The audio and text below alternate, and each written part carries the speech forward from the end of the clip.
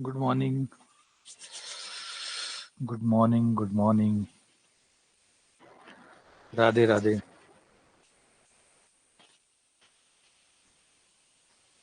Good morning.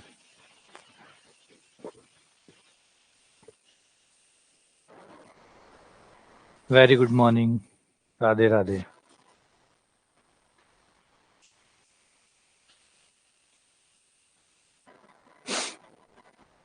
Radhe Radhe. Radhe Radhe.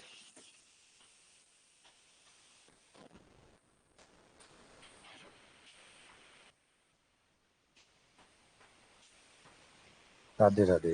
Radhe Radhe.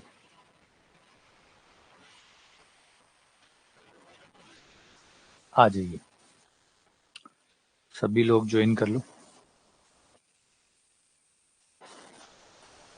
हाँ, नए साल के 10 दिन बीत गए। नया साल पुराना हो गया। नया साल वैसे भी अगले एक दिन बाद ही पुराना हो जाता है ना।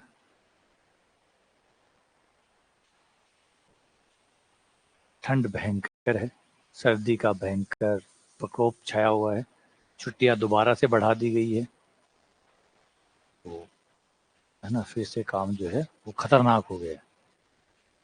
और ठंड का स्तर इस तरीके का है कि दैनिक जीवन के जो कार्य हैं उन्हें करने में भी बड़ी समस्या आ रही है। सब कुछ गड़बड़ा रहा है। ठंड एक नॉर्मल ठंड हो जाए तो ठीक है। ये तो बहुत चरम जो है, राजस्थान तो यही झेलता जाता है। या तो बहुत एक्सट्रीम वेदर आती है, गर्मी आती है तो बहुत एक्सट्रीम आती है, सर्दी आती है तो बहुत एक्सट्रीम आती है ना। इससे क्या होता है कि वो जो एक्सट्रीम गर्मी आती है तब भी आपका जो दैनिक जीवन है वो लड़खड़ा जाता है। एक्सट्रीम सर्दी आती है, विंटर आ रहा है तो भी वो लड़खड़ा गया, है ना। एक बड़ा कारण जो है जिसके हम कहते हैं इंडस्ट्रीज राजस्थान में क्यों नहीं आती, उसका एक बड़ा कारण उसका वेदर भी होता है ना। आप लोगों को, अगर लोगों ने पढ़ा हो तो एक बड़ा कारण जो होता है कि कई लोग सोचते हैं कि यहाँ पे इंडस्ट्रीज ज्यादा क्यों नहीं आई, यहाँ पे कंपनियां ज्यादा क्यों नहीं आती, उधर क्यों कंपनियां चली जाती है, यहाँ क्यों नहीं आती, यहाँ सरकार जमीन नहीं देती, यहाँ वो नहीं देती। ये कारण एक छोटे कारण है। सबसे बड़ा कारण होता है वेदर। जहाँ का वेदर एक्सट्रीम होता है, यानी गर्मियां बहुत ज्यादा है, सर्दियां बहुत ज्यादा है, वहां पे कंपनियां प्लांट लगाना प्रिफेयर नहीं करती। क्योंकि बड़ा कारण ये होता है कि आपका एम्प्लॉय जो होता है, जो वहां पे काम कर रहा है, जो मैन पावर है, वो 8 घंटे के काम में 4 घंटे ही दे पाता है। गलती उसकी नहीं है, टेम्परेचर ही एक्सट्रीम है। जब आपका टेम्परेचर ही एक्सट्रीम होगा तो आदमी को जो काम करने की क्षमता है वो ऑटोमेटिकली गिर जाएगी, चाहे वो कितना भी करे। वो कितना भी करे, अब जैसे भी जो मध्य सर्दी पड़ रही है, इसमें कोई आदमी काम कर रहा है, एक नॉर्मल वेदर में काम करता है, दोनों में अंतर आएगा नहीं आएगा? निश्चित तौर पे अंतर आना है। तो इसलिए कंपनियां इस बात को भली भांति जानती है। जो भी कंपनी है, जो इंडस्ट्री लगा दे, हर चीज जोड़ बाकी रखती है। वो तो हर चीज को डेटा में कन्वर्ट करके रखती है कि यहाँ पे कितना आउटपुट निकल रहा है, वहां कितना आउटपुट लग रहा है। कंपनी जो लगा रहा है, जो मिलियंस ऑफ डॉलर खर्च कर रहा है और कंपनी लगाने के लिए, वो पागल नहीं है। वो सारे जोड़ बाकी करके बैठता है कि कहाँ पे क्या नुकसान होगा। तो यहाँ का जो एक्सट्रीम वेदर है वो यही बात दिक्कत खड़ी करता है बड़ी इंडस्ट्री के लिए। क्योंकि टेम्परेचर बहुत ज्यादा है ना, या तो गर्मी बहुत ज्यादा है या सर्दी बहुत ज्यादा है। तो आपको या तो फिर उस वेदर को मैनेज करने के लिए बहुत पैसा उसके लिए खर्च करो, है ना। बहुत सारे एसी लगाओ, हर जगह एसी लगाना पॉसिबल नहीं है, हर जगह हीटर लगाना पॉसिबल नहीं है। तो वेदर रहेगी रहेगी। तो इस वजह से ही कंपनियां जो है वो, हाँ, अगर कुछ निकल गया, मान लीजिए तेल निकल गया, तो निकालना यही पड़ेगा। उन्हीं कंपनियों की मजबूरियां हैं जहां कुछ निकल गया और वो यहाँ ही मिलता है, जैसे मकराना में पत्थर मिल रहा है तो वहीं मिलता है, तो वहां से निकालना ही पड़ेगा। वो कंपनियां जिनकी मजबूरियां हैं, सिर्फ वही यहाँ पे सरवाइव कर पाती है। जिनकी मजबूरी नहीं है, जिनको ये है कि हाँ लगा सकते हैं, वहां लगा सकते हैं, तो वो उन जगह पे जाती है जहाँ का वेदर अच्छा है। वेदर नंबर वन प्रायोरिटी होती है किसी इंडस्ट्री को वहां पे स्टेबल या प्लांट लगाने के लिए। पहला कारण, ये बड़ा कारण ये होता है। दूसरा कारण होता है मैन पावर, जो स्किल्ड है, कितने वर्कर आपको स्किल्ड वहां मिल जाएंगे, जल्दी से मिल जाएंगे। दूसरा वो फैक्टर काम करता है। तीसरा होता है बंदरगाह के नजदीकी। तो ऐसे 4-5 फैक्टरों में अगर नंबर वन फैक्टर है तो वो यही है, वेदर। तो राजस्थान का वेदर जो है वो बहुत, दोनों ही, आज साइबेरिया में कंपनियां नहीं मिलेंगी आपको। क्यों नहीं मिलेगी? वेदर एक्सट्रीम है। वेदर एक्सट्रीम है। साइबेरिया का वेदर जो है वो बहुत ज्यादा ठंडा है। कौन बेवकूफ कंपनियां वहां लगाएगा? तो वही बात है, वो वेदर वाला जो फैक्टर है वो बहुत इम्पैक्ट डालता है उस रीजन की ग्रोथ के ऊपर, कि उस रीजन की ग्रोथ कैसी रहेगी। ठीक है ना। मजबूरियां अलग है, देखो, मजबूरियां हटते तो सारी चीजें, मजबूरियां एक तरफ, बाकी सारी चीजें, बाकी सारे फैक्टर एक तरफ। अगर मजबूरी कर दी तो आनी ही पड़ेगी। जैसे मैंने कहा मकराना में पत्थर निकलता है, तो मजबूरी है कि फिर चाहे सारी चीजें एक तरफ और मजबूरी एक तरफ, है ना। तो मजबूरी सबसे बड़ा फैक्टर हो जाता है। मजबूरी को अगर छोड़ दें, सामान्य परिस्थितियों की बात करें, तो फिर ये वो बड़ा कारण है कि भाई कंपनी यहां नहीं लग सकती। हाँ, लैंडलॉक भी है, बंदरगाह नहीं है, ये एक बड़ा कारण रह जाता है। चलो आज आ जाओ, सवालों की तरफ बढ़ते हैं। शंकु पे जितना हमने अभी तक पढ़ा है उसका ABCD कर लेते हैं। शंकु पे जो पढ़ा है वो सवाल करेंगे, ताकि सारा शंकु जो है वो सवालों के जरिए क्लियर हो जाए, सारा शंकु। ठीक है, आ जाओ। जय राजस्थान। और शुरू करते हैं। Question number 42। शंकु के समीकरण में स्वेच्छ अचरों की संख्या, स्वेच्छ अचर मतलब जो ABCD ये होते हैं, ये कितने होते हैं? क्वेश्चन अधूरा है, सही क्वेश्चन नहीं है, पूरा क्वेश्चन होना चाहिए था। कौन सा शंकु, कौन सा शंकु? यहाँ पे शंकु बताना चाहिए था और बोलना चाहिए था कि जो शंकु है, मूल बिंदु शीर्ष वाले शंकु का, मूल बिंदु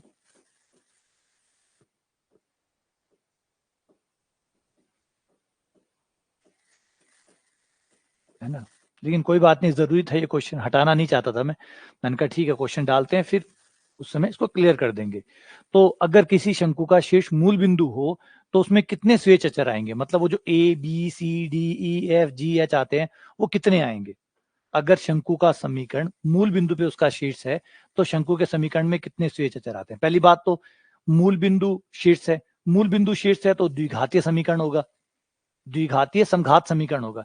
द्विघातीय समघात समीकरण होगा तो उसमें एक एक्स स्क्वायर का पद, एक वाई स्क्वायर का पद, एक जेड स्क्वायर का पद, एक एक्स वाई का पद, एक वाई जेड का पद और एक जेड एक्स का पद, यानी 6 ही आएंगे, 6 ही आएंगे। यहाँ ऑप्शन नहीं है क्योंकि क्वेश्चन ही गलत था, तो सही आंसर है 6।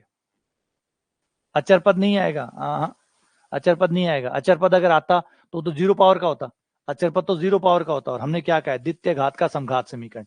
द्वितीय घात का समघात समीकरण मतलब हर पद 2 घात का होगा, है ना।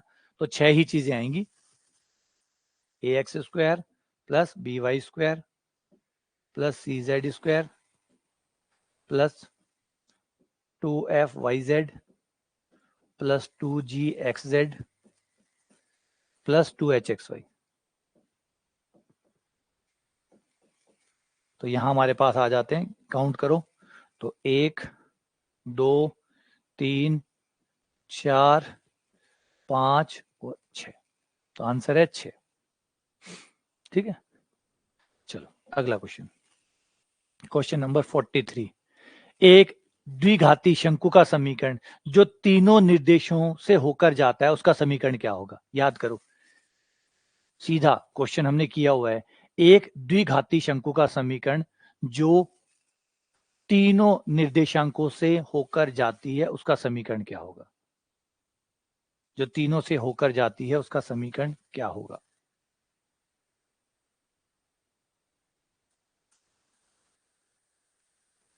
याद करो, किया हुआ हमने। तीनों शीर्षों, तीनों अक्षों को, तीनों अक्षों से होकर जाती है।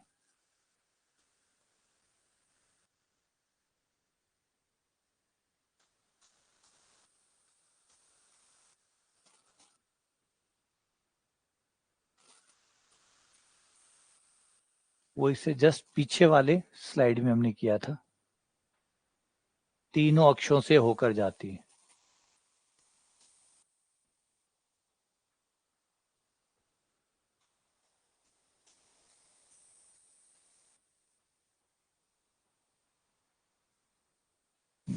इसमें नहीं है, इससे पीछे वाली स्लाइड में था, तीनों अक्षों को स्पर्श करके जाती है। और इसमें मैंने बताया था कि जो शीर्ष है, हाँ इसमें जो बताया था वो आपको बताया था, जो हाँ देखो आपकी कॉपी में तो मिल ही जाएगा। बताया था कि तीनों अक्षों को शीर्ष कर रही है, मतलब टच कर रही है, मतलब 100 A00 मान लो, A00 0B0 0 C से गुजरेगी, शीर्ष मूल बिंदु होगा, तो वो द्वितीय घात का समीकरण माना था हमने, याद है? द्वितीय घात का समीकरण माना था। तीनों निर्देशों को टच करती है, यानी तीनों जो अक्ष है वो उसके जनक है, तीनों अक्ष इसके जनक है। तो जनकों का प्रतिच्छेद बिंदु, जनकों का प्रतिच्छेद बिंदु मूल बिंदु होगा, तो मूल बिंदु इसका शीर्ष होगा। तो शंकु का शीर्ष मूल बिंदु हो गया। फिर हमने उसको A00 से गुजारा था, क्योंकि एक्स एक्स को कहीं भी टच कर रहा होगा तो वो A00 होगा। वाई एक्स को जहां भी टच कर रहा होगा वो 0 B 0 होगा, जेड एक्स को जहां भी टच कर रहा होगा वो 0 0 C होगा, और ये तीनों रखकर हमने मान निकाले थे, याद है? मान निकाले थे तो A B C, capital A B C का मान 0 हो गया था, और है ना ए बी सी का मान 0 हो गया था।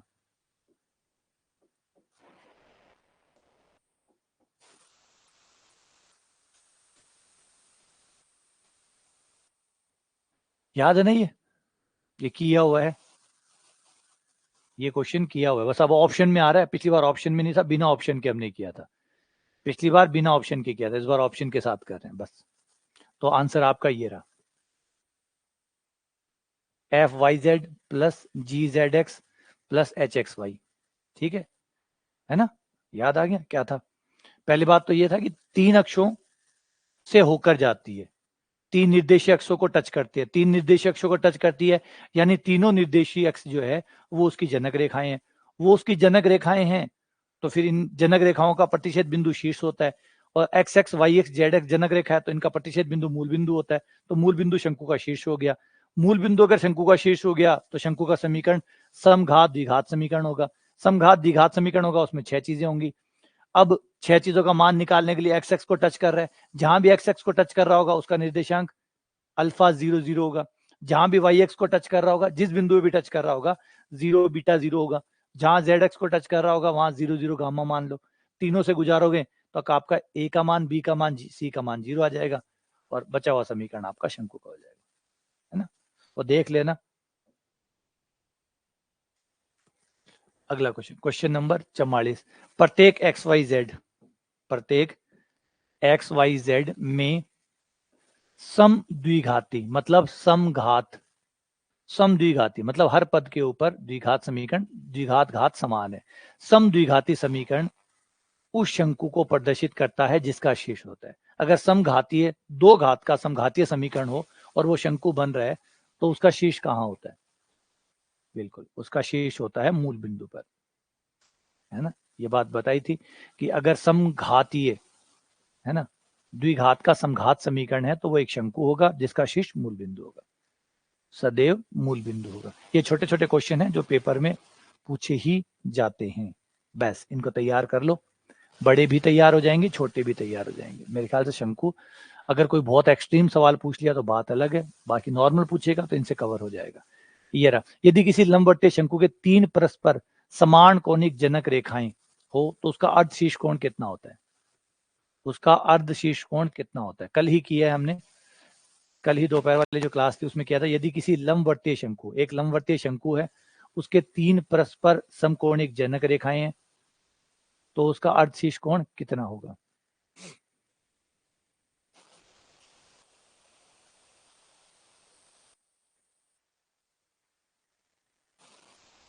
ये रहा वो क्वेश्चन, यदि किसी लंबवतीय शंकु के 3 परस्पर समकोणिक जनक रेखाएं हो तो अर्ध शीर्ष कोण होगा।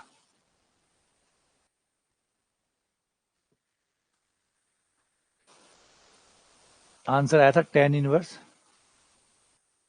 √2। मेरे यार आज फिर से सर दुखने लग गया। कल भी मैं शाम वाली क्लास ले रहा था तो मेरा इस ठंड के मारे सर दुखने लग गया। ठंड में से बर्दाश्त करना मुश्किल है। कल मेरा शाम को जब आपकी क्लास ले रहा था मैं इसी शंकु की, तो उस समय सर दुखने लग गया था। फिर रात वाली क्लास मुझे कैंसिल करनी पड़ी, इतना भयंकर सर दर्द हुआ।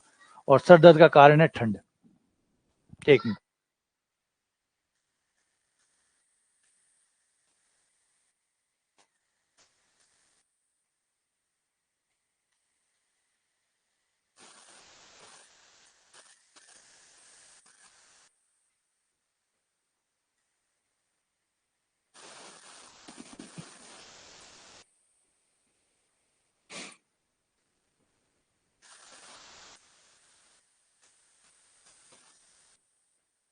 रूम हीटर रखने से काम नहीं चलता ना। रूम हीटर मान लो कमरे में रख लिया, फिर बाहर गया फिर वो इतना डिफरेंस आ जाएगा कि रूम हीटर तो इतना, कमरा इतना गर्म, बाहर गया तो वो जो टेम्परेचर डिफरेंस होगा उससे सर दर्द करने लग जाएगा। ये उपाय नहीं है, वेदर का ज्यादा उपाय नहीं कर सकते आप। या तो पूरा घर आप गर्म करवाओ, पूरा घर जो है वो गर्म करवाओ, जो कि पॉसिबल नहीं है।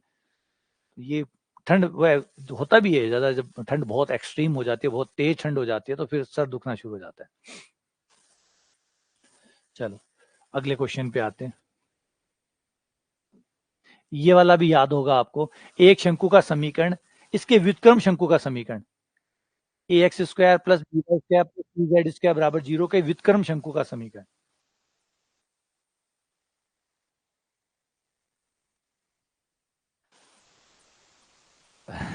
मफलर वाला यार बैठता नहीं है, क्योंकि क्लास लेनी पड़ती है ना, तो मफलर टिकता नहीं है। शंकु का समीकरण है, इसके व्युत्क्रम शंकु का समीकरण याद करो। व्युत्क्रम शंकु का समीकरण चाहो तो आप उससे कर सकते हैं, जो कल फॉर्मूले पढ़े थे आप। देखो, ए का मान ए है, बी का मान बी है, सी का मान सी है, एफ का मान 0 है, जी का मान 0 है, जेड का मान 0 है। तो बना देता हूँ, हाथों हाथ ही बन जाएगा, रिपीट भी हो जाएगा, बना भी देता हूँ। देखो, ए की जगह ए है समीकरण में, बी की जगह बी है, सी की जगह सी है, थोड़े फॉर्मूले भी याद आ जाएंगे। एफ 0 है, जी 0 है, एच 0 है। ठीक है, जो शंकु का समीकरण दिया है उसके हिसाब से ये सारे मान आ गए। अब हमारा था कैपिटल ए, कैपिटल ए बराबर था B C minus A F. अरे वाह भाई, कमाल है, याद है, B C minus A F, ये बी सी हो गया। और कैपिटल बी था हमारा ए सी माइनस बी जी, ये ए सी आ गया। कैपिटल सी हमारा था B A B minus C H, ये ए बी आ गया। उसके बाद था कैपिटल एफ था, सॉरी, फिर कैपिटल एफ था, कैपिटल एफ बराबर था जी एच माइनस,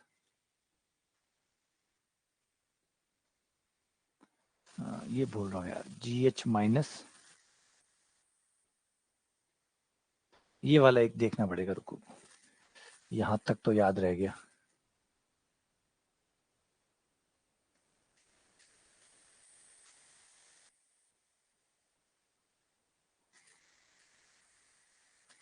जी एच माइनस, अरे यार भूल गया सही में, ए जो था वो था B C minus F square G square H square, F square G square H square था।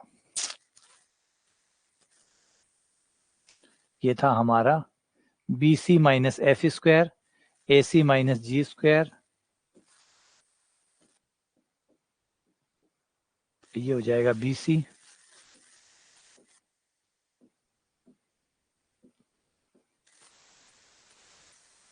सुबह तक ही नहीं टिके ये तो, ये 0,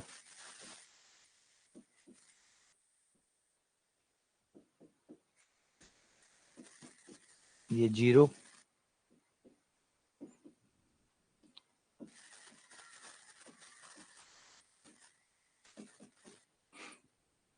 हाँ ये याद करने बड़े मुश्किल होते हैं यार।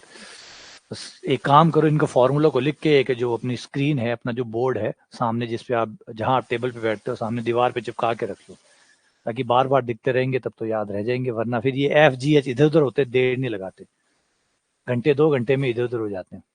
तो आ गया। अब हमारा था व्युत्क्रम शंकु,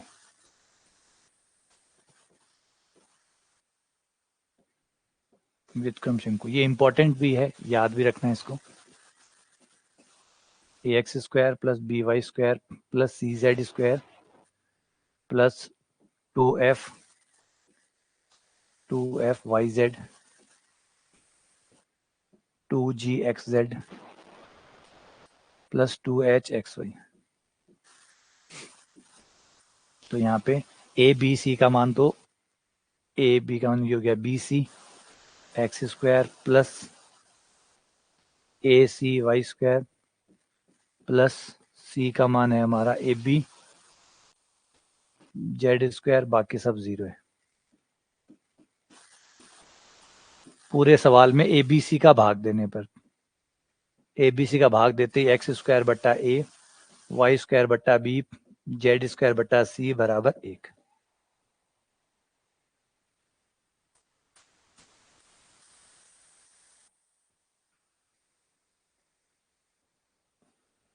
तो ये आपका आ जाएगा।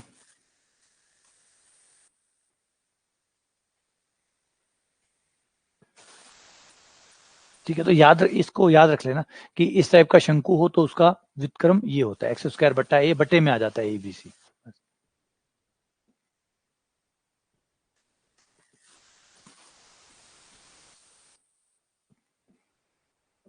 सवाल नंबर 47। शंकु ए एक्स स्क्वायर ये 3 परस्पर लंबवत जनक रेखा होने का प्रतिबंध, ये वाला शंकु के 3 परस्पर लंबवत जनक रेखा, 3 परस्पर लंबवत जनक रेखा, 3 परस्पर लंबवत जनक रेखा। दो चीजें थी, एक थी परस्पर लंबवत जनक रेखा, एक थी परस्पर लंबवत स्पर्शतल। स्पर्शतल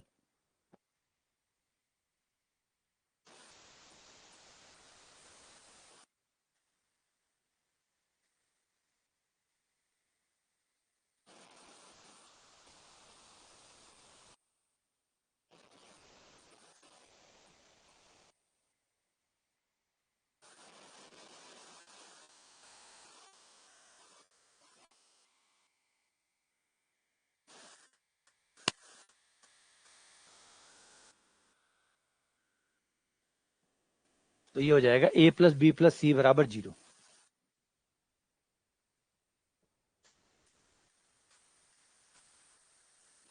तीन परस्पर जनक रेखा होने की शर्त, एक ऐसी इसकी शर्त और थी, 3 परस्पर लंबवत स्पर्शतल होने की शर्त, 3 परस्पर लंबवत स्पर्शतल होने की शर्त, 3 परस्पर लंबवत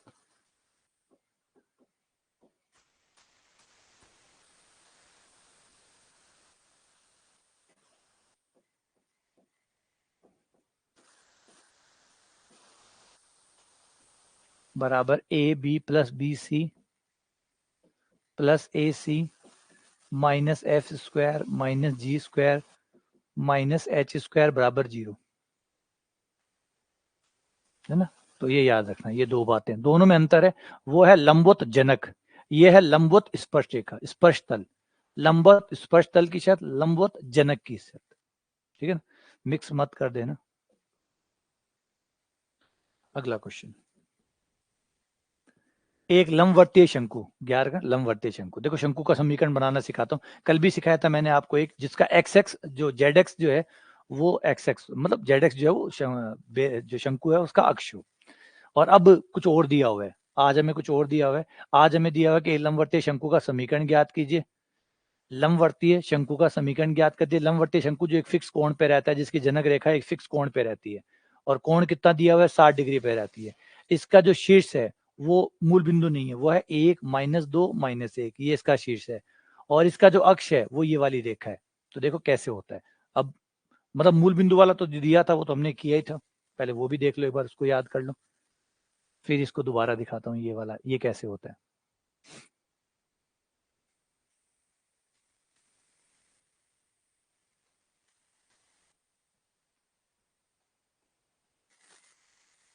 ये देखो, ये कल था हमारा, ये हमने व्युत्पन्न किया था, और था कि लंबवर्तीय शंकु का समीकरण ज्ञात करना था, जो मूल बिंदु, जिसका शीर्ष मूल बिंदु हो, और जिसका अक्ष जो है वो ओ एक्स हो, और जिसका अर्ध शीर्ष कोण अल्फा हो। तो जब शीर्ष मूल बिंदु होता है तब तो हम यहाँ पे 0 0 0 रख देते हैं। जब शीर्ष मूल बिंदु नहीं होता तो फिर वो जो बताता है, जो लाइन बताता है, फिर वो लाइन ले लेंगे। इतना फर्क आ जाएगा, ठीक है ना। वो जो लाइन बता रहा है वो लाइन हो जाएगा। कल आज हमारा जो था उस समय एक्स एक्स था, जो अक्ष था वो एक्स एक्स था। कभी जेड एक्स हो सकता है, कभी वाई एक्स हो सकता है। आज जो है इस क्वेश्चन के लिए थोड़ा सा अलग है, तो यही वाली प्रक्रिया अपनाएंगे, सेम प्रक्रिया लेकिन बदल के। इस बार स्थिति क्या है, ध्यान देना। इस बार स्थिति ये है, मामले में चेंज है कि आपकी जो अक्ष है, जो शंकु का अक्ष है, जहां से शंकु बीच में, जो बीच में से जो लाइन जा रही है, वो अक्ष ये है, ये लाइन है। तो ये लाइन ऐसे ड्रॉ करो, ठीक है। इस लाइन के हमें ज्यादातर तो दिक्कोजाएं चाहिए, या दिक् अनुपात जो भी है वो आ जाएंगे। तो हो गए 3 -4 5, बाकी की जरूरत नहीं पड़ेगी हमें। 3 -4 और 5, ये इसके दिक् अनुपात हो गए। अब जनक रेखा जो है वो 60 डिग्री पर है, जनक रेखा 60 डिग्री पर है। तो ये जनक रेखा, इससे 60 डिग्री का कोण बनाते हुए ड्रॉ करो। ये 60 डिग्री का कोण, ये जनक रेखा है, ठीक है। जिस बिंदु से जा रही है जो शीर्ष है वो है 1 -2 -1, 1 -2 -1, ये शीर्ष हो गया। ठीक है, तो इस रेखा का समीकरण अगर मैं इसको P नाम दे दूं तो PQ का समीकरण हो जाएगा, यानी जनक रेखा का समीकरण, जनक रेखा का समीकरण।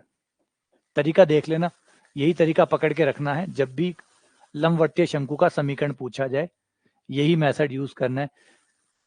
शीर्ष से जाता है, जनक रेखा शीर्ष से जाती है तो शीर्ष का बिंदु काम आ जाएगा, x-1 बटा y+2 बराबर z+1 बटा दिक् हो जाए L M N, या दिक् अनुपात। ठीक है, L M N, ये जनक रेखा का समीकरण बन गया। अब ये दोनों रेखाएं 60 डिग्री का कोण बना रही है, दोनों रेखाएं 60 डिग्री का कोण बना रही है, तो cos 60 बराबर हुआ, cos 60 बराबर दो रेखाओं के बीच का कोण, इसके दिक् अनुपात LMN है, इसके दिक् अनुपात 3 - 4 5 है, तो 3 × L plus M × -4 plus 5 × N बटा A1 A2 plus B1 B2 plus C1 C2 बटा अंडर रूट A1 का स्क्वायर B1 का स्क्वायर C1 का स्क्वायर, तो L square plus M square plus N square under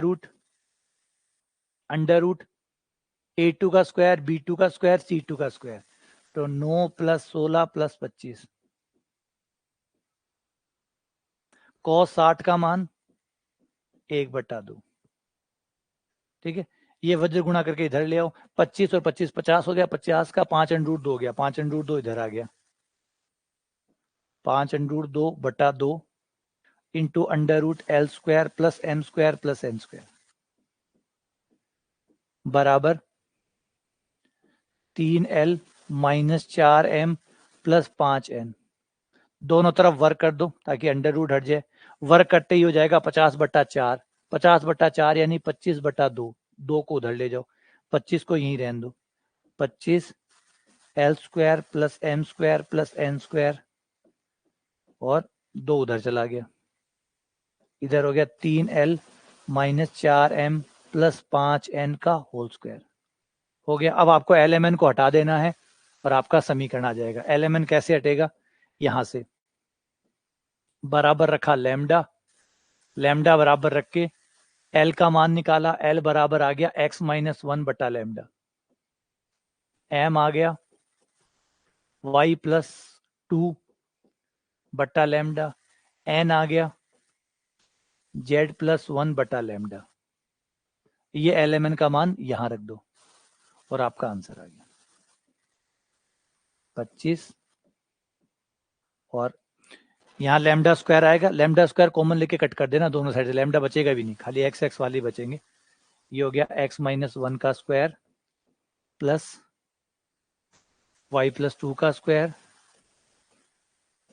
plus z+1 का square, और बराबर में यहाँ पे मान रख के थोड़ा सॉल्व कर लो कि ये कितना आएगा, ये वाला ब्रैकेट।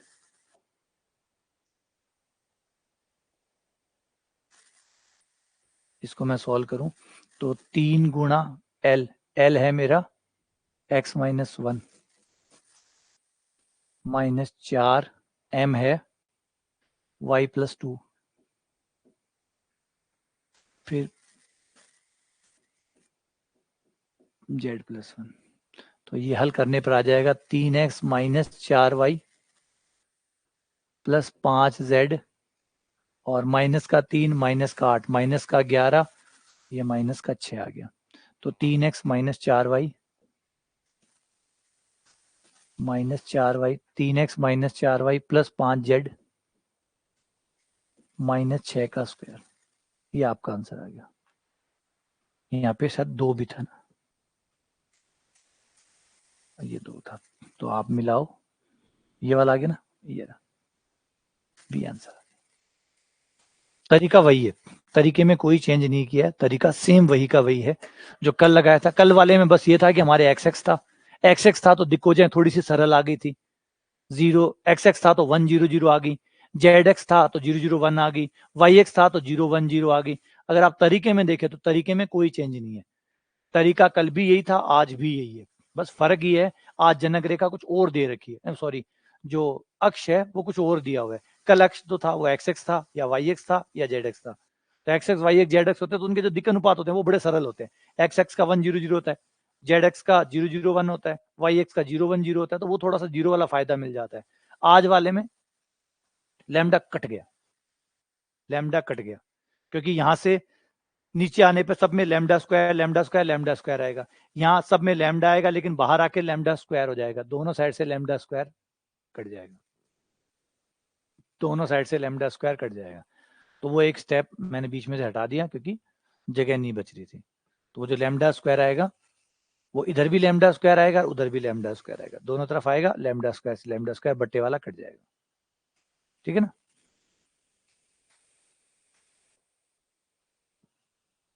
अब देखो ये उसी का क्वेश्चन आ गया, लेकिन इस बार छोटा क्वेश्चन आ गया। इस बार क्वेश्चन आपका है कि लंबवर्तीय शंकु का शीर्ष 0 0 है, इस बार शीर्ष मूल बिंदु पे है और अक्ष जो है वो एक्स एक्स है, एक्स एक्स है। तो इसमें हो जाएगा एक्स एक्स वाले में हो जाएगा एक्स एक्स है तो एक्स एक्स उधर हो जाएगा एक्स स्क्वायर टेन स्क्वायर, और इधर हो जाएगा वाई स्क्वायर जेड स्क्वायर।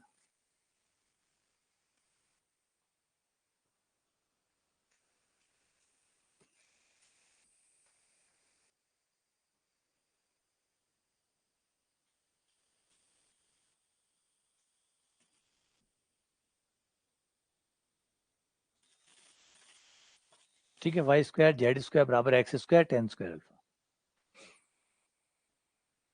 अगला एक लंबवर्तीय, सेम क्वेश्चन है, इस बार बदल दिया। लंबवर्तीय शंकु का समीकरण जिसका शीर्ष मूल बिंदु है लेकिन अक्ष जो है वो जेड एक्स है, अक्ष जेड एक्स है। तो अगर अक्ष जेड एक्स होगा तो बराबर में जेड स्क्वायर टेन स्क्वायर आ जाएगा, इधर एक्स स्क्वायर वाई स्क्वायर आ जाएगा, इधर एक्स स्क्वायर वाई स्क्वायर आ जाएगा, क्योंकि इस बार आपका जो अक्ष है वो जेड एक्स है, आपका जो अक्ष है वो जेड एक्स है। ठीक है ना। तो याद रखना जब आपका एक्स एक्स एक्स हो, जब आपका अक्ष जो है शंकु का जो अक्ष है वो एक्स एक्स हो तो यहाँ पे एक्स स्क्वायर टेन स्क्वायर आ जाता है, वाई स्क्वायर अगर वाई एक्स जो है वो अगर अक्ष है तो Y square ten square Z square ten square, वो जो भी जिस भी को अक्ष बनाया गया वो यहाँ आ जाता है, बचे हुए दो का स्क्वायर इधर आ जाता है ना, यही तो है। ठीक, अगला क्वेश्चन,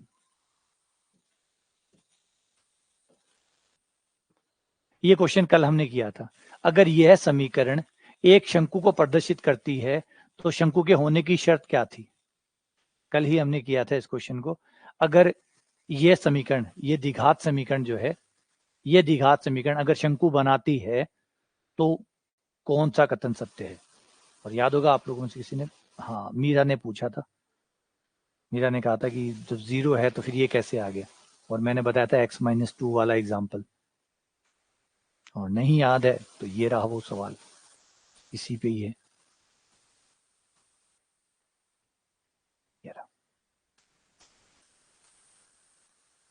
ए X square B Y square C Z square two U X two V Y two W Z plus D बराबर 0।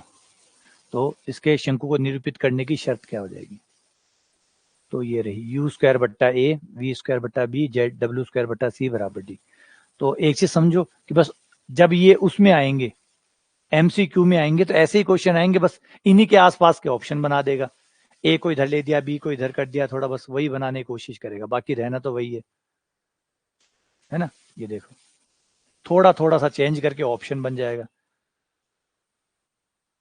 उन्हीं को एज ए ऑप्शन डाल दिया। ऑप्शन में क्या किया देखो, सब में यही था, बराबर में एक में एक लिख दिया, एक में जीरो लिख दिया, माइनस एक लिख दिया, डी लिख दिया।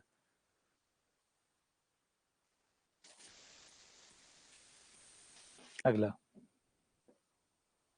यदि एक लंबवतीय शंकु के तीन जनक परस्पर लंब हो, तीन जनक लंब हो, बस यहाँ पे थोड़ा सा ध्यान रखना, तीन जनक परस्पर लंब है, एक तो लंबवतीय शंकु होना चाहिए और उसके तीन जनक जो है वो लंबवत होने चाहिए, तो उसका अर्धशीर्ष कोण होता है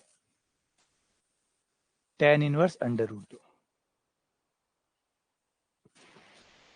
tan inverse √2।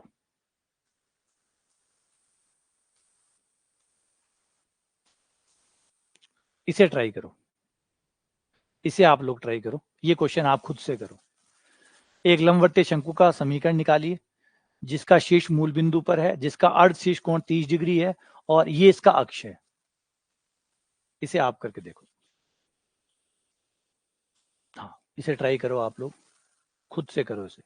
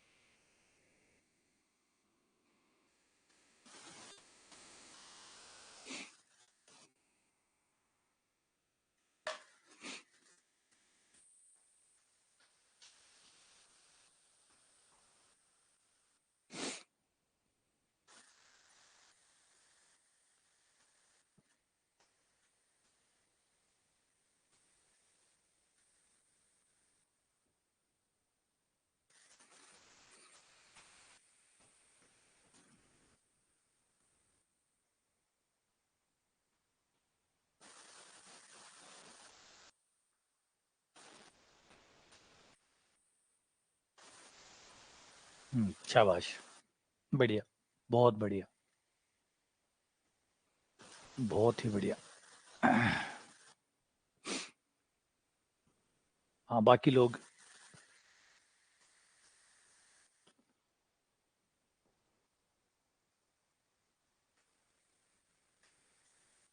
Bansilal, Satpal, DC पाठक, भावना, अरुण, सोनू, गजेंद्र, बाकी लोग, शेष सभी।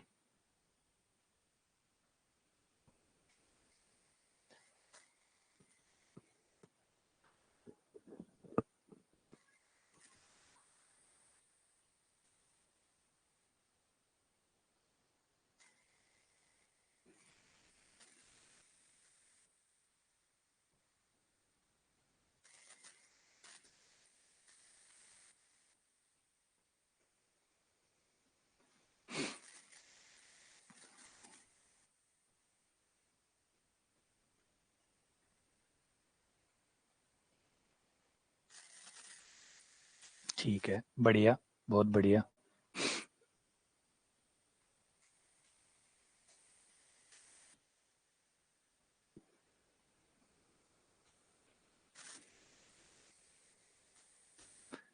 कल की बात है। हाँ, आप लोग करिए, बाकी लोग भी ट्राई करते। कल की बात है, कल हम टीम में एक डिस्कशन हो रहा था, तो पूछे थे सबने बात की, सर आपको क्या लगता है इस बार जो सेकंड ग्रेड की वैकेंसी आएगी तो हमारे कितने बच्चे सेलेक्ट हो सकते हैं, क्या रह सकता है। ऐसी वो एक चर्चा, एक जो नॉर्मल चर्चा होती है स्टाफ में, वो चल रही थी। तो पूछा क्या लगता है आपको कितने सिलेक्शन आ सकते हैं, तो मैंने कहा यार इस बार पक्के सिलेक्शन जो है, मैं लगभग 50 से 60 सिलेक्शन तो पक्के ही मान के चल रहा हूँ कि 50 से 60 सिलेक्शन इस बार हमारे आ जाएंगे। 50-60 आ जाएंगे, मैंने कहा तो आपको कैसे पता चला 50-60 आ जाएंगे। मैंने कहा 50-60 इसलिए आ जाएंगे कि आपने अगर देखा हो, नॉर्मली देखा हो, तो हमारी जो लाइव क्लास है, जो पिछले 9-10 महीनों से कंटिन्यू जो लाइव क्लास चल रही है, उसमें एक आंकड़ा है, एक फिक्स आंकड़ा है 50 से 55 का, जो नियमित आ रहा है, नियमित क्लास में आ रहा है। दिन में अगर 3 क्लास लग रही है या 4 क्लास लग रही है, वो नियमित आ रहा है, वो आंकड़ा लगातार आ रहा है। और जो इतना नियमित है, जो इतना अनुशासित है, जो इतना डिसिप्लिन्ड है, उसको तो शायद कोई रोक ही नहीं सकता। तो मैंने कहा कि वो क्या कर रहे हैं, वो टेस्ट में क्या दे रहे हैं, मैं उससे परे जाके बात करूं। तो मान हम सब जानते हैं, अच्छे से जानते हैं कि जो डिसिप्लिन्ड है, जो अनुशासित है, जो नियमित है, वो दुनिया की 8वां अजूबा है ना। ये एक बहुत बड़ी ताकत है। अगर आप नियमित हैं, आप सब चीजों को साइडलाइन कर दो, बस आप अपने जीवन में नियमितता ले आओ, तो आप इस दुनिया के एक बड़े चमत्कार बन जाओगे। जो सब में जो सबसे बड़ी कमी हमारे अंदर होती है, आज आर्मी को हम देखते हैं, तो आर्मी में क्या खास बात है ऐसा, दुनिया की आर्मी जो है उसमें क्या खास बात है, उसमें नियमितता है, उसके पास नियमितता है। वहां अगर कोई एवरेज आदमी भी जाएगा तो वह एक्स्ट्रा ऑर्डिनरी हो जाएगा। कारण है नियमितता का। उसकी जो नियमितता है, उसका जो लगातार है, उसका कंटिन्यू, वो एक ही चीज बार बार करने का जो है वो उसको हिट करती है, वो उसको एक्स्ट्रा ऑर्डिनरी बना देती है। तो ये जो नियमितता है ना, बाकी आप कमजोर हैं कोई फर्क नहीं पड़ेगा, अगर आप नियमित रहते हैं तो आप कमजोर नहीं रहेंगे थोड़े दिनों में। लेकिन अगर आप बहुत होशियार हैं और नियमित नहीं है तो होशियारी कुछ नहीं होती। आपको बचपन से ही कहानी पढ़ाएगी, steady and slow win the race. उसमें कहानी क्या है? स्टडी। स्टडी मतलब जो लगातार है, चाहे वो धीमा है, धीमा से बुरा नहीं है, लेकिन जो लगातार है, जिसके पास नियमितता की ताकत है, जिसके पास रेगुलरिटी की ताकत है, वो मैंने कहा सुपर पावर है अपने आप में। जैसे आप स्पाइडरमैन एंड आयरन मैन की बात करो तो आप एक और बना सकते हैं, रेगुलर मैन। तो जो रेगुलर मैन है ना, वो अवेंजर का ही साथी है, अवेंजर की फैमिली से ही आता है। अगर जो रेगुलर है, जिसके पास रेगुलरिटी है, वो सुपर पावर है ना, वो अवेंजर है अपने आप में, जिसके पास भी ये ताकत है। तो उन्होंने कहा हाँ सर, ये बात तो सही है। मैंने कहा ये जो चीज है ना, ये सबसे कमाल की चीज है। हाँ, ये सबसे बड़ी दिक्कत है। जो आप में से जो लोग नियमित है ना, आप यूं मानिए कि आप एक एवेंजर हैं, एवेंजर से कम नहीं है आप लोग। क्योंकि देखो, यही तो परीक्षण होता है ना, ठंड भी आती है, मौसम भी खराब होता है, बारिश भी आती है, किसी दिन और प्रॉब्लम भी होती है, लेकिन फिर भी कैसे भी करके इतनी सारी परेशानियों के बावजूद, कई बार मैं भी इरेगुलर हूँ, मैं अपने आप में एवेंजर नहीं हूँ। एवेंजर आप ही लोग हैं, मैं एवेंजर नहीं हूँ, क्योंकि मैं नियमित नहीं हूँ। कई बार 8 क्लास लेता हूँ, कई बार 8:30 भी हो जाती है, कभी 8:45 भी हो जाती है। इतना नहीं, हाँ ओवरऑल मैं क्लास, जब से हमारी क्लासेस चल रही है, मैंने मिस नहीं की है। और बहुत रेयर केस में ही मिस की होगी मैंने क्लासेस। मोटा मोटी हर दिन मैं क्लास लेता हूँ, और मैं कोशिश यही करता हूँ कि मैं रेगुलर ना हूँ तो रेगुलरिटी के नजदीक तो रहूं। कम से कम 8 नहीं ले पाया तो 8:15 ले लूं, और 8:15 नहीं ले पाऊं तो 8:20 ले लूं या 8:35 ले लूं, लेकिन ले लूं। मेरी कोशिश टूटे ना, मेरी क्लास ना टूटे। तो वो नियमितता को अपने आप को बनाए, बहुत मुश्किल होता है, बहुत ज्यादा मुश्किल होता है। ये चीज मैंने खुद से फेस करता हूँ कि कितनी मुश्किल चीज है। अगर इसको कोई ओवरकम कर सकता है, इस पे कोई जीत हासिल कर सकता है। बहुत बच्चे आते हैं हर साल, मतलब बच्चे आते हैं, आते ही पहले दिन 5 दिन 10 दिन में तो वो बवाल मचा देंगे। 5-10 दिनों में ये सर वो कहाँ है, वो कहाँ है, वो कहाँ है। फिर हम भी शांति से खाली देखते रहते हैं, क्योंकि हमें पता है ये 5 दिन का उबाल है। ये 5 से 10 दिन का उबाल है, 10 दिन बाद सब शांत हो जाएगा।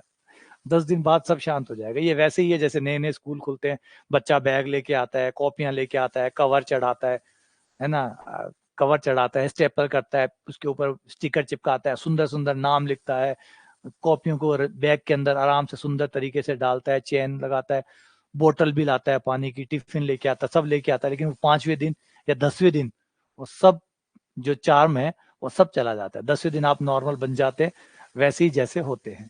जैसे नया साल आया था, बहुत शोर शराबा हुआ था, बहुत पटाखे फूटे थे, आज सब नॉर्मल हो गया।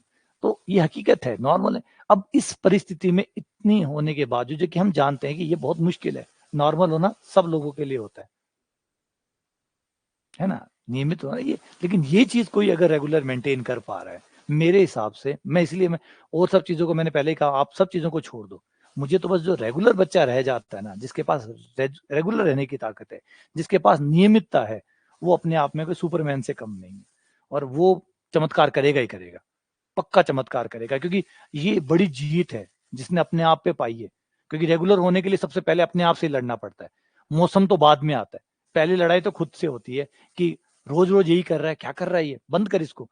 अपने आप से लड़ना पड़ता है कि नहीं, मुझे तो रोज ही करना है, डेली ही करना है, पसंद आए चाहे ना आए। अपने आप से लड़ाई होती है। तो ये जो कर रहा है वो कमाल है।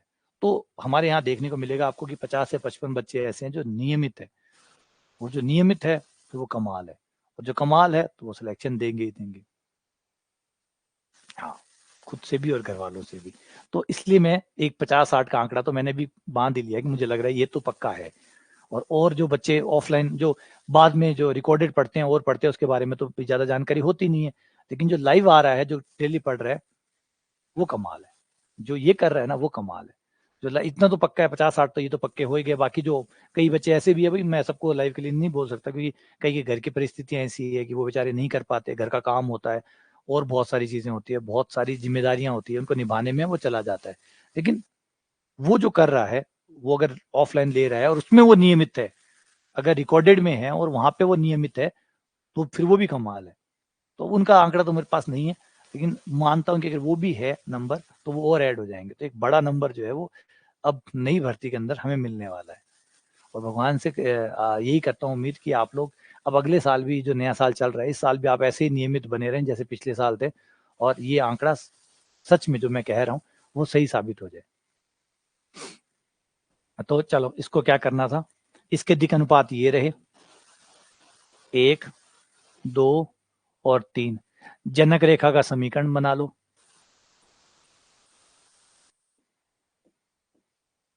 मूल बिंदु से बनाना है, मूल बिंदु से बनाना है। ये देखो, जिसका शीर्ष मूल बिंदु है, तो ये हो गया x माइनस 0 बटा एल, y माइनस 0 बटा एम, z माइनस 0 बटा एल। इन दोनों रेखाओं, ये अक्ष है और ये जनक रेखा है, दोनों के बीच का कोण क्वेश्चन ने कहा है 30 डिग्री है, तो ये हो गया cos 30 बराबर a1 a2 l into 1 plus m into 2 plus n into 3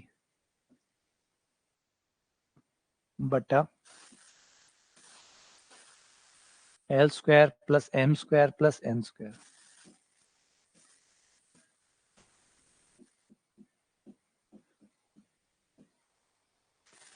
cos 30 under root 3 बटा 2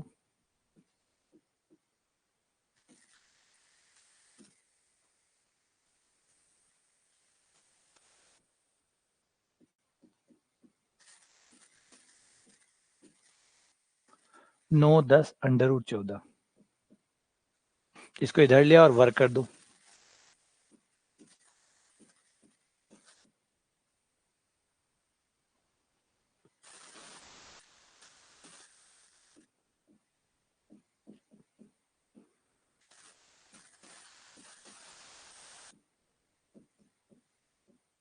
वर्क करने पर 3 इंटू 14 बटा 4 L square plus M square plus N square,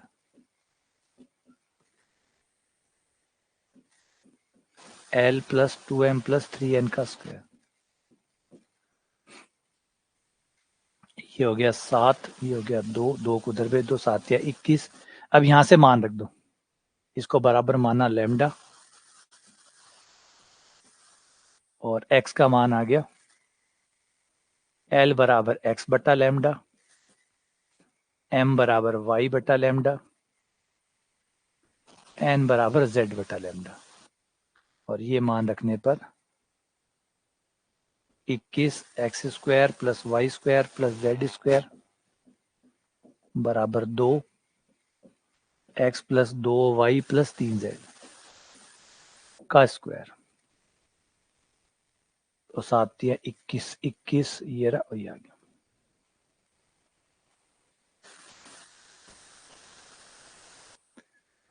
ये आंसर आ गया। हाँ, वैसे तो ठीक है, हाँ ये बात तो ठीक है, क्लास तो मेरी बोरिंग नहीं होती। हाँ, मेरी क्लास में मैन एक सिंगल कोर्स नहीं होता। अच्छा, अब cos 30 का मान cos 60 हो गया। निर्देशीय अक्षों से गुजरने वाले शंकु का व्यापक समीकरण क्या होता है? निर्देशीय अक्षों से गुजरने वाले शंकु का समीकरण क्या होता है? ये वही बात है, निर्देशीय अक्षों को स्पर्श करने वाला, निर्देशीय अक्षों से गुजरने वाला, ये वही एक ही क्वेश्चन है जिसको बार बार घुमा रहे हैं। क्या था? F Y Z plus G Z X plus H X Y बराबर 0। निर्देशीय अक्षों से गुजरने वाला शंकु का व्यापक समीकरण।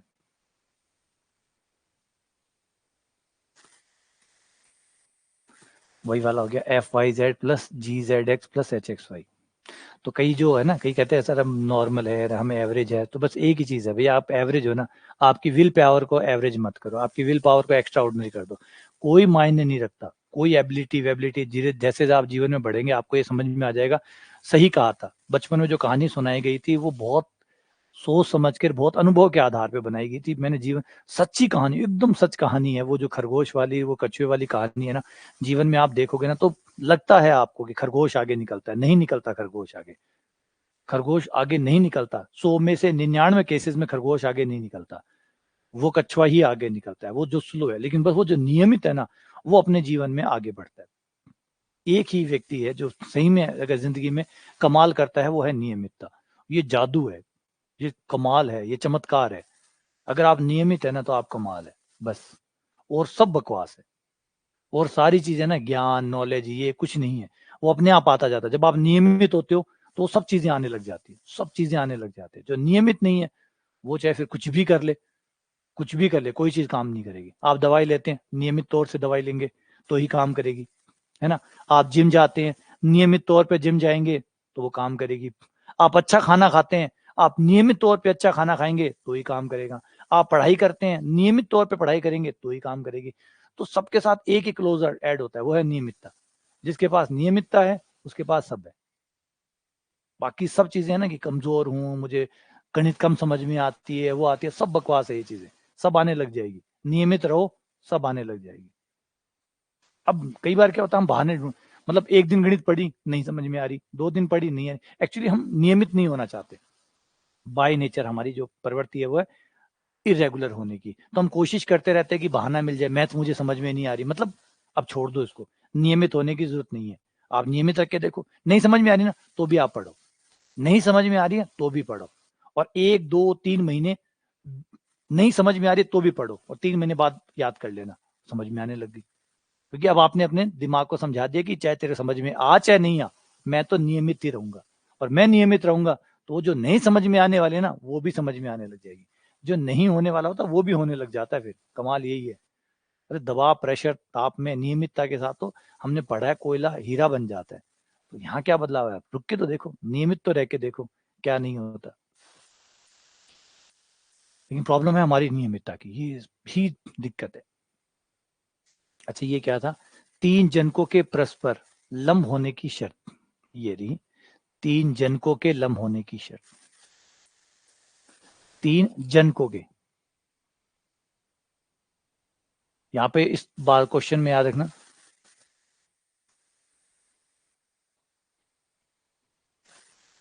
अच्छा मेरी क्लास लेने के बाद सामने वाले को कैसे जवाब देना है ये सीख गए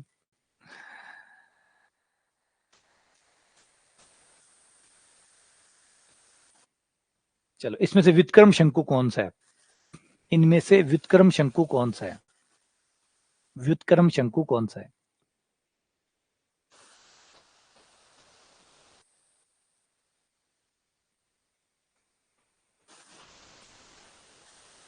हाँ हाजिर जवाबी हो गए आप लोग, है ना, मेरी तरह हाजिर जवाबी हो गए आप, फटाफट जवाब दे सकते हैं किसी को भी।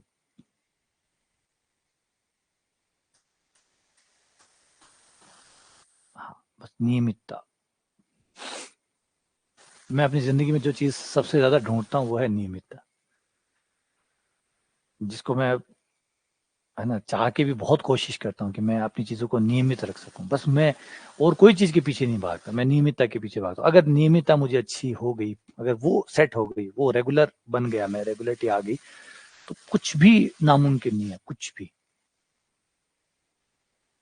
तो आपका ये हो गया बी वाला, याद है ना ये बी वाला, ये आपका व्युत्क्रम शंकु होता है। क्योंकि आपकी हर जनक रेखा के लंबवत जनक रेखाएं खींचते जाओ, जितनी आपकी जनक रेखाएं हैं, जितनी क्यों, आप 2 खींच दो, 2 की जनक रेखाएं खींच दो, लंबवत रेखाएं। इसकी लंबवत ये होगी, इसके 90 डिग्री, इसके 90 डिग्री ये होगी, ठीक है, और इसके 90 डिग्री ये होगी, बस 90 डिग्री पे ये आपका व्युत्क्रम शंकु बन जाएगा ना। ये नहीं है, ये नहीं है, ये नहीं है, ये द्विशंकु है ना, ये है। आपका जो व्युत्क्रम शंकु होता है उसकी परिभाषा के अनुसार जो आपकी जनक रेखा है, उस हर जनक रेखा के लंबवत जनक रेखाएं आपको लेनी है, फिर जो शंकु बनेगा वो कहलाएगा। तो यहाँ देख सकते हो कि इस ग्रीन रेखा के लंबवत ये हो जाएगी, इस पिंक रेखा के लंबवत ये हो जाएगी। तो ये वाला शंकु, इस शंकु को 90 पे घुमा दो, इस शंकु को 90 डिग्री पे घुमा दो, वो तो 180 पे घूम गया। 90 पे घुमाना है आपने शंकु को, 90 पे घुमाते ही व्युत्क्रम शंकु आ जाएगा। अगला क्वेश्चन, लंबवर्तीय शंकु का शीर्ष मूल बिंदु है और x zx है, फिर से वही आ गया, लेकिन ठीक है, बार बार आने दो, याददाश्त बढ़ेगी।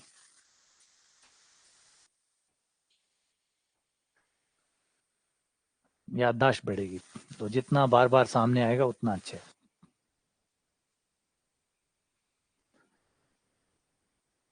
अब क्वेश्चन को ध्यान से देखना, इसमें है तीन परस्पर लंबवत, वही क्वेश्चन आ गया ना, लंबवर्तीय शंकु के अर्धशीर्ष कोण होगा, तीन परस्पर लंबवत स्पर्श तल वाले का कोण होता है tan इनवर्स अंडर रूट 2।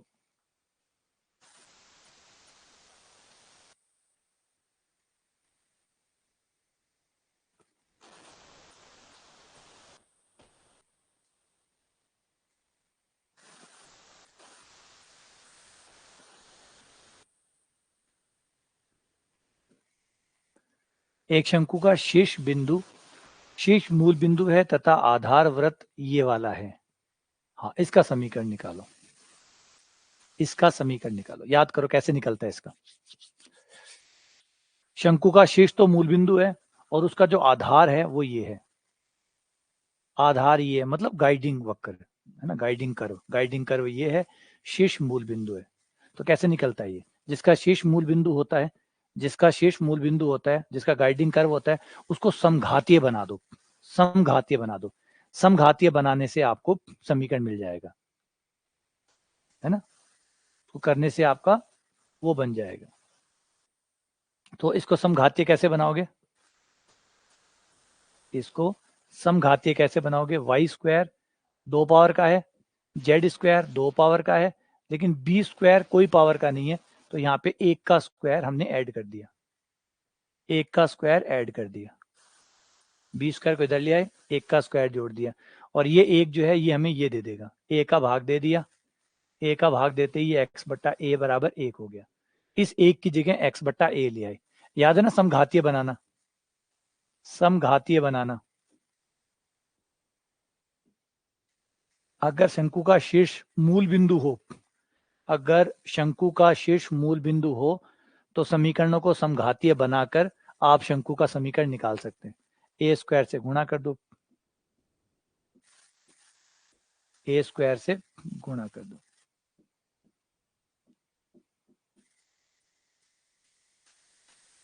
ये आपका आंसर आ गया।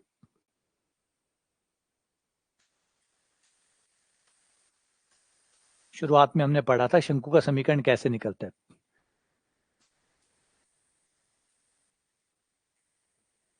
ठीक है ना, तो ये आपका हो गया समघातीय समीकरण। आप अपना तल है उसको समघातीय बना दो।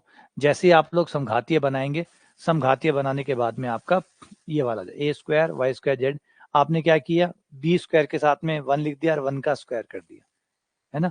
ये हमने शुरुआत में पढ़ा था समघातीय। जब भी शंकु का शीर्ष मूल बिंदु हो, शंकु का शीर्ष मूल बिंदु हो, तो जो हमारा गाइडिंग कर्व होता है, जो निर्देशन वक्र होता है, उसको समघातीय बना दो।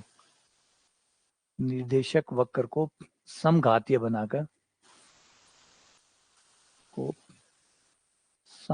बनाकर शंकु का समीकरण प्राप्त किया जा सकता है।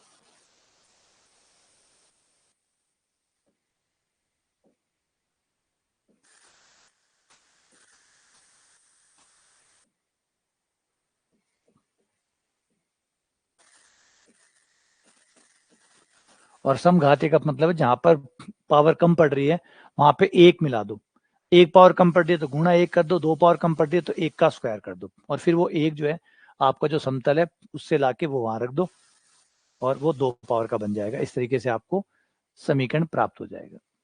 ठीक है, ऐसा एक क्वेश्चन और ट्राई कर लेते हैं। ये ले, इसे ट्राई करो, क्वेश्चन नंबर 60, इसे ट्राई करो। ये सेम वैसा ही क्वेश्चन है। देखो शंकु का शीर्ष मूल बिंदु है,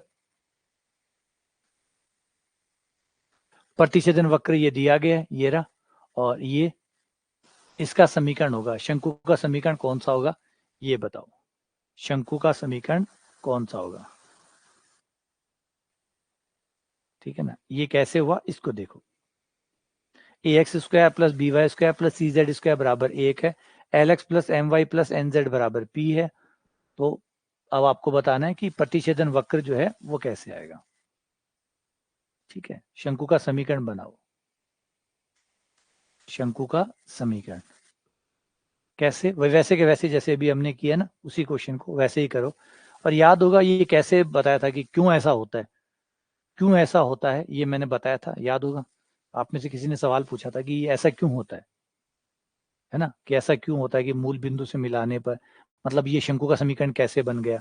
तो हमने एक एक क्वेश्चन, बीच में किसी ने सवाल पूछा था तो मैंने बताया था कि ऐसा क्यों होता है, ये कारण क्या है।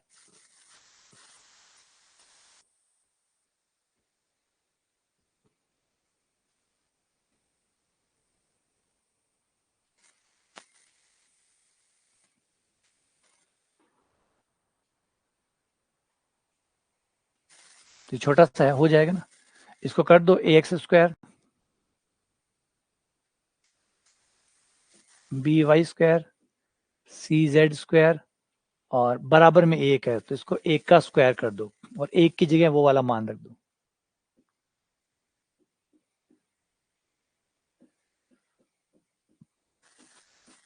एक की जगह आपका आ जाएगा L x,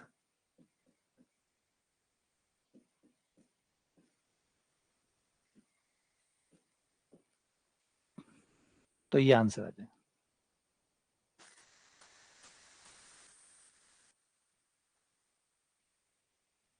L X plus M Y plus N Z का स्क्वायर, ठीक है ना। पी स्क्वायर इधर आएगा ना, पी स्क्वायर इधर आएगा, ए नहीं आएगा। अरे क्या कर रहे हो भाई, ए कैसे आएगा यार। वन बनाओ इसको पहले, वन बनाने के लिए पी का भाग देना पड़ेगा। पी को इधर ले आओगे तो उधर जीरो हो जाएगा। पी को इधर लाने पर जीरो हो जाएगा, पी का भाग देना है तब वन आएगा, पी का भाग देना है तब वन आएगा।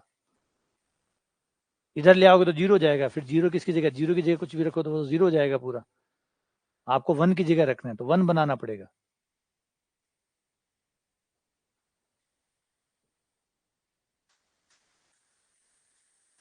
एक क्वेश्चन ये था, ये भी हमने किया था। शीर्ष मूल बिंदु है और जेड बराबर के, और इसके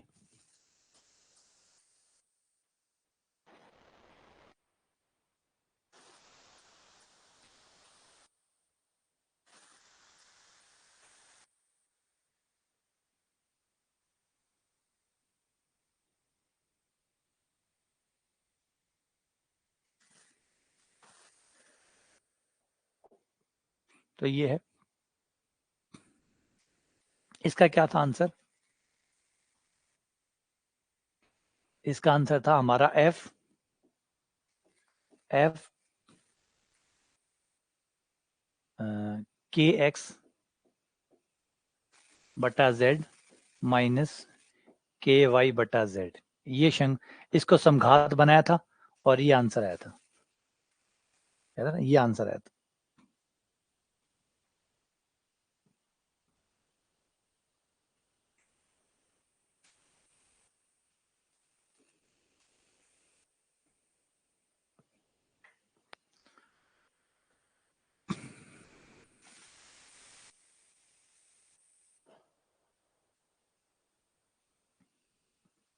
ठीक है ना, ये आंसर हो गया।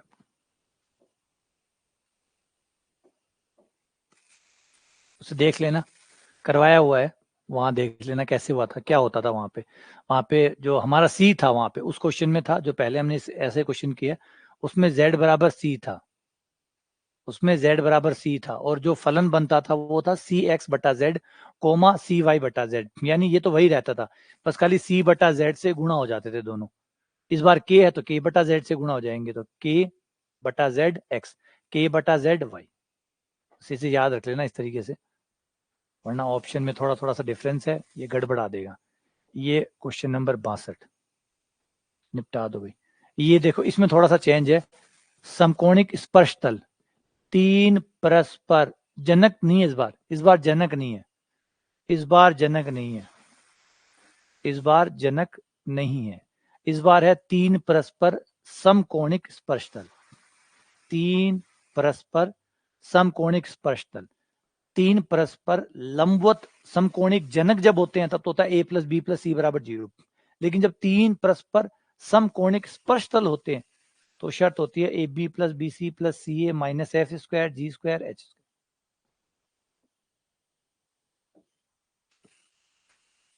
है ना। तो इसी में ही याद रखना, इसे बनाए रखना।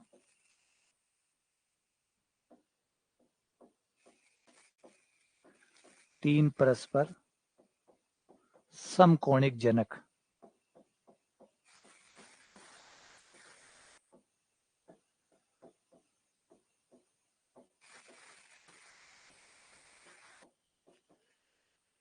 तब आपका होगा ए प्लस बी प्लस सी बराबर 0।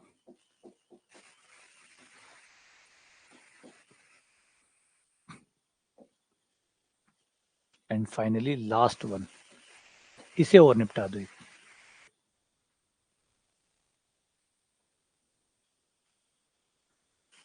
हाँ, इतना तो जितना कौन हुआ है मुझे ऐसा लग रहा है काफी बढ़िया हो गया कौन।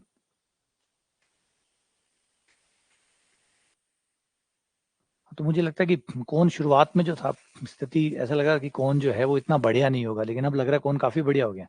ओवरऑल बहुत अच्छा हो गया, मतलब जैसा उम्मीद की थी उससे ज्यादा कौन अच्छा हो गया, है ना। गोला तो अच्छा था ही, कोई दो राय नहीं, गोले की तो कुछ शिकायत ही नहीं थी, कौन को लेके थी कि कौन कैसा होगा। लेकिन अब लग रहा है कि कौन ठीक हो गया, इतना बुरा नहीं हुआ कौन के साथ, कौन ठीक हो गया। मतलब ऐसा हो गया कि अब अगर पेपर में क्वेश्चन आएगा कोई एकदम ही आउट ऑफ द चला गया तो फिर बात अलग है, लेकिन नॉर्मली अगर जो बेसिक क्वेश्चन है शंकु व्युत्क्रम शंकु, ठीक है ना, ऐसे सवाल पूछेगा तो आप लोग कर लेंगे। ऐसे सवाल आपको परेशान नहीं करेंगे। आपको एकदम ही हटके कहीं और से चला जाए, कुछ और ही पूछ ले, तो फिर तो कह नहीं सकते। लेकिन अगर सामान्य सवाल पूछेगा तो आप लोग अटेम्प्ट कर ही लेंगे। तो इसको समघात बना दो, है ना, इसको समघात बना दो। X square plus Y square बराबर 4 × 1 का स्क्वायर, क्योंकि इसके साथ कोई पावर नहीं है तो 1 का स्क्वायर कर दिया, और इस 1 की जगह आपने रख दिया z/2। 4 से 4 कट गया,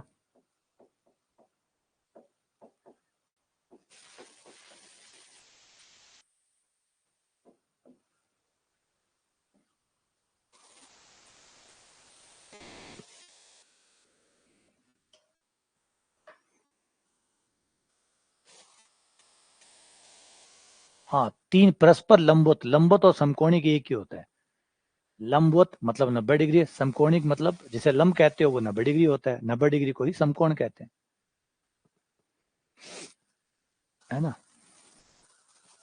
तो ये दोनों एक ही होते हैं। लंब शब्द है, अलग अलग हिंदी के पर्यायवाची शब्द है। हिंदी की है जो लंब, हिंदी में तो हमें पता है कि पर्यायवाची की भीड़ है, अच्छी खासी भीड़ होती है, तो यहाँ खूब सारे पर्यायवाची होते हैं। तो वही समकोण, लंब, ठीक है ना, अभिलंब, तो कई बार ऐसे नाम यूज हो जाते हैं। बाकी आपको हिंदी का थोड़ा सा ज्ञान है तो ये ठीक है, समकोणिक और वो एक जैसा हो जाता है, ठीक है ना। तो इसमें कंफ्यूज मत होइए, ये दोनों एक ही नाम है। अच्छा, कौन सा 58 क्वेश्चन।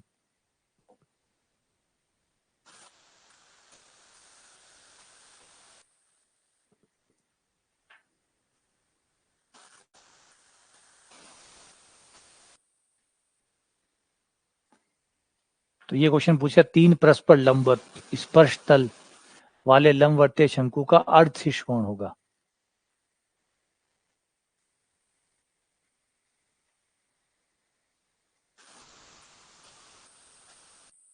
तो ये वही हो गया ना।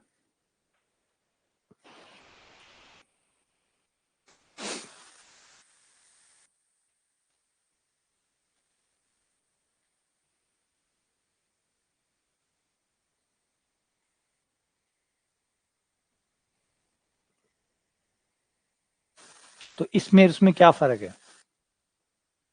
उसमें उसमें क्या फर्क है।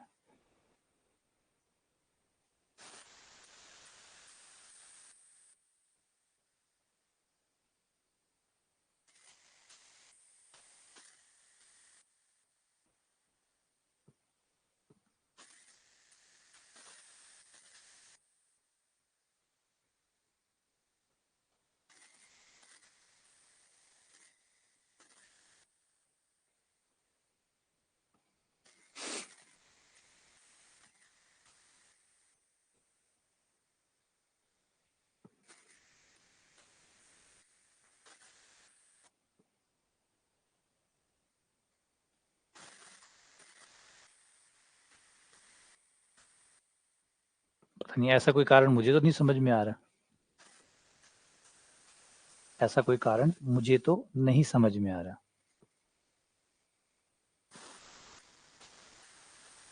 एक ये था, इसको और निपटा देते हैं। इसका व्युत्क्रम शंकु अभी थोड़ी देर पहले ही हमने निकाला था। इसका व्युत्क्रम शंकु है आपका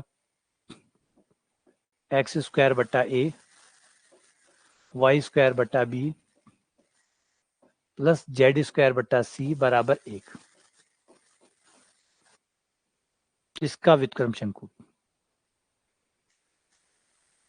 तो एक्स स्क्वायर बट्टा ए प्लस वाई स्क्वायर बट्टा बी, आप देख के ठीक कर लेना, किताब में से देख लेना, अगर आपको कोई डाउट हो तो उसको ठीक कर लेना। तो एक्स स्क्वायर बट्टा ए मुझे डिफरेंस नहीं दिख रहा उसमें, शायद हो सकता है मुझे नजर नहीं आ रहा हो, आपको आ रहा हो तो आप उसको करेक्ट कर लेना, देख लेना, किताब से मिला लेना। एक्स स्क्वायर बट्टा ए प्लस वाई स्क्वायर बट्टा बी प्लस जेड स्क्वायर बट्टा सी बराबर 1, ये आपके व्युत्क्रम शंकु का समीकरण हो गया। कैसे हो गया वैसे ही निकाल सकते हो, निकाला हुआ है अभी हमने थोड़ी देर पहले निकाला था। और इसको याद भी रख सकते हो कि जब ऐसा शंकु हो तो उसका व्युत्क्रम शंकु ये होता है। लेकिन इनको बनाना मत भूल जाना, ये बनाने वाली प्रक्रिया ये मत भूल जाना, क्योंकि नहीं भी याद रहे तो आपके पास बनाने वाली प्रक्रिया हो तो आप बना सको। ये बराबर में 0 था, 1 नहीं था, यहीं पे गड़बड़ हो जाती है। अभी बराबर में 0 था, तो एक्स स्क्वायर बटा ए प्लस वाई स्क्वायर बटा बी प्लस जेड स्क्वायर बटा सी बराबर 1 है, बराबर 0 ना। तो ये आपके व्युत्क्रम शंकु का समीकरण हो गया। तो इसी के साथ हमारा शंकु जो है वो पूरा होता है। अब बात बची बेलन की। अब अगले क्लास जो होगी उसमें बेलन पढ़ेंगे और बेलन की भाषा परिभाषा वो जो है वो पढ़ते हुए, थ्योरी पढ़ते हुए फिर बेलन के भी सवाल करेंगे। देखते हैं बेलन का अनुभव आपका कैसा रहता है। गोला और शंकु है ना, उम्मीद से ज्यादा अच्छे निकले। अब बेलन की बारी, देखते हैं बेलन कैसा रहता है। ठीक है, चलो मिलते हैं बेलन पे आपसे।